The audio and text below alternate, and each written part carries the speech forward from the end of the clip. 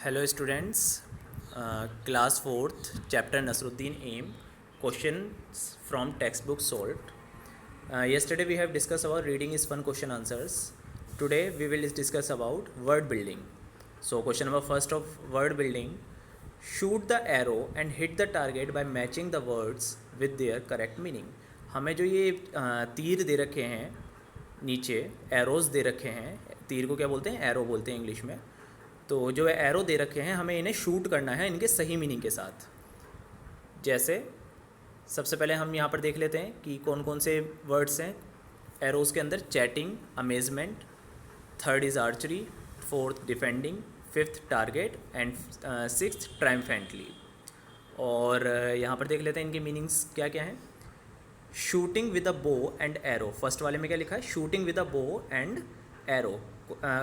Shoot करना है बो के द्वारा, बो मीन्स धनुष के द्वारा एरो को, एरो हमें पता है कि तीर।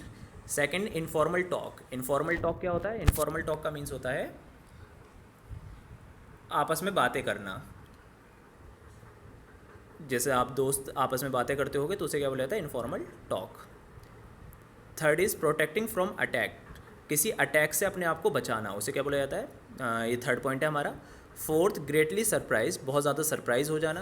फिफ्थ, हैप्पी एंड प्राउड, बहुत ज़्यादा खुश होना। Sixth is the goal intent to be hit, एक ऐसा गोल, एक ऐसा लक्ष्य जिसे हमें मारना हो। तो ये पाँच हैं सारे मीनिंग्स। देखते हैं कौन सी चीज़ कहाँ पर आएगी। मैचिंग करनी है हमें। चैटिंग, चैटिंग का मीन्स क्या होता है, चैटिंग मीन्स हमने वर्ड मीनिंग के अंदर पढ़ा था। चैटिंग मीन्स होता है बातें करना। जैसे आप सब बच्चे आपस में मिलकर बातें करते हो तो उसे क्या बोला जाता है, चैटिंग।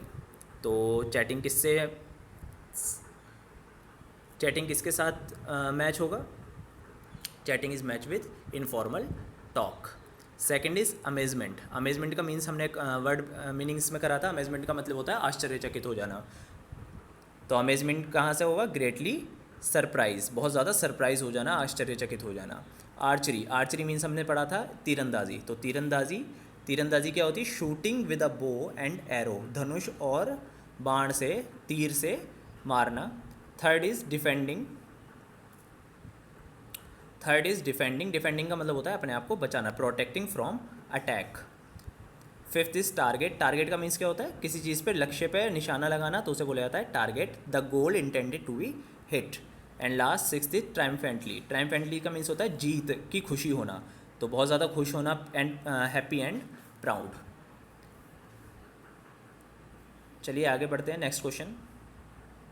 सो यहाँ पर हम देख लेते हैं चैटिंग, इनफॉर्मल टॉक।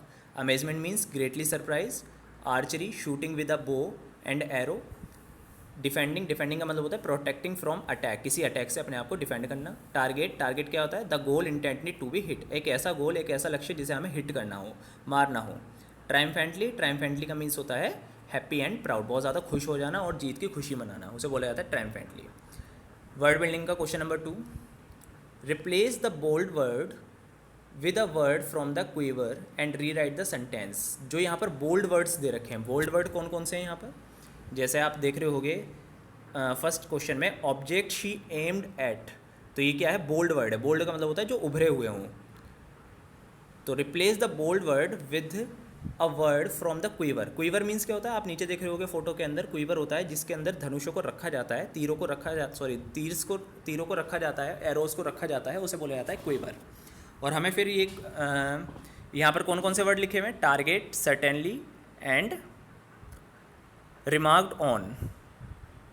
यहाँ पर 3 वर्ड्स लिखे हुए हैं, तो हमें इन तीनों वर्ड्स का यूज़ करना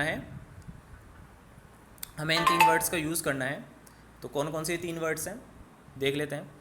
इन no time she hit the object she aimed at, उसने बिना किसी समय को खराब करे हुए हिट कर दिया ऑब्जेक्ट पर जो उसने एम करा हुआ था, ऑब्जेक्ट शी एम्ड एट। तो हमें ऑब्जेक्ट शी एम्ड एट की जगह एक ऐसा वर्ड यूज़ करना है जो एक ही वर्ड के अंदर पूरे बात को कह दे। तो हम कौन सा वर्ड यूज़ करेंगे, तीनों में से, टारगेट, सर्टेनली और रिमार्क्ड ऑन में से target. In no time she hit the target, उसने टारगेट को हिट कर दिया, तो ऑब्जेक्ट शी एम्ड की जगह क्या आ जाएगा, target. Next, Nasruddin was surely not a good archer, जो नसरुद्दीन था वो एक गुड आर्चर नहीं था। तो श्योरली, यहाँ पर श्योरली जो है वो लिखा गया बोल्ड लेटर से, तो उसकी जगह क्या यूज़ होगा, certainly. Nasruddin was certainly not a good archer, तो नसरुद्दीन जो था वो सर्टेनली गुड आर्चर नहीं था, निश्चित तौर पर वो गुड आर्चर नहीं था। श्योरली और सर्टेनली में यही डिफरेंस होता है, श्योरली के अंदर हमें कुछ संदेह होता है, लेकिन सर्टेनली में हम बिल्कुल कन्फर्म होते हैं कि वो गुड आर्चर नहीं था। The teacher said something about his good hand writing, जो टीचर थी उसने उसकी बारे में कुछ बोला, उसकी हैंड राइटिंग के बारे में कुछ बोला, सेड समथिंग अबाउट, इसीलिए वो बहुत ज़्यादा खुश हो गया।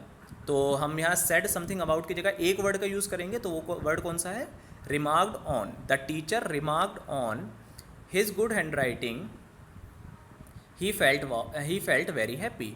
जो टीचर था उसने उसके ऊपर रिमार्क करा, रिमार्क का मतलब होता है कमेंट करना, कि उसने टीचर ने अच्छा कमेंट करा, रिमार्क करा उसकी गुड हैंड राइटिंग पर, इसीलिए वो क्या हो गया, खुश हो गया।